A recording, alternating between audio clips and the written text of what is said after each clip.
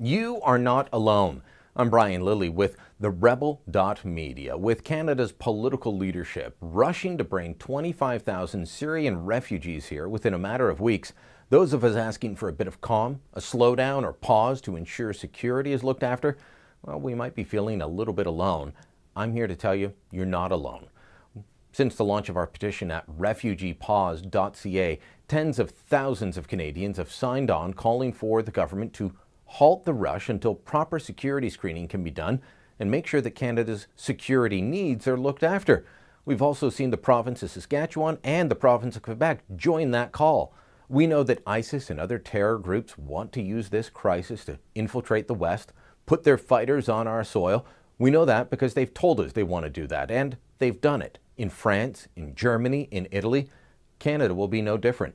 A few weeks back, a minister in the Lebanese government, Elias Boussab, told the British government during a visit that 2 out of every 100 Syrian refugees had ties to ISIS.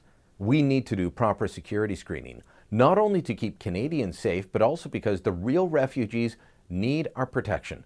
What do you think will happen to them? How will they feel if we let terrorists and war criminals that have lorded over them enter Canada as wolves among the lambs? As I've said, tens of thousands of Canadians have signed our petition. More sign up every day. We want to go one step further.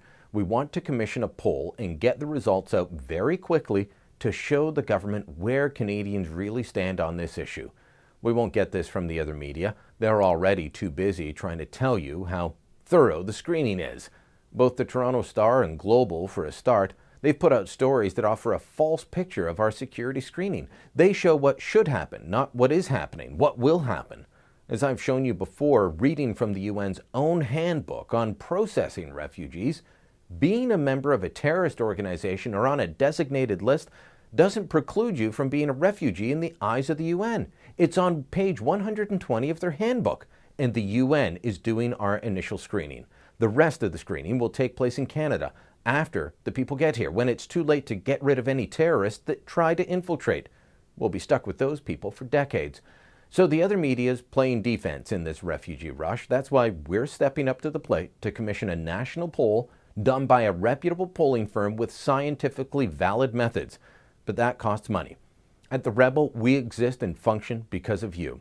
We don't have a major corporate backer with deep pockets. We don't get $1 billion a year from the government.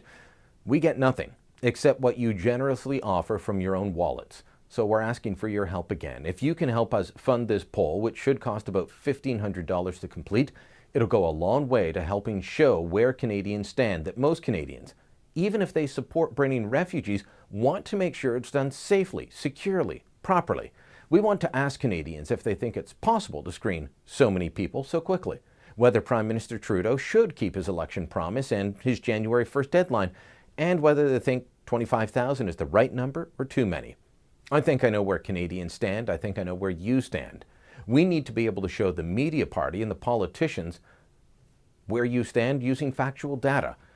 If you can spare $5, $10, $25, maybe more, well, every bit helps do our work. If you can't help with money, we get that too, and we ask you to help by spreading the word. Email our petition at refugeepause.ca to your friends, your family. Ask them to sign on.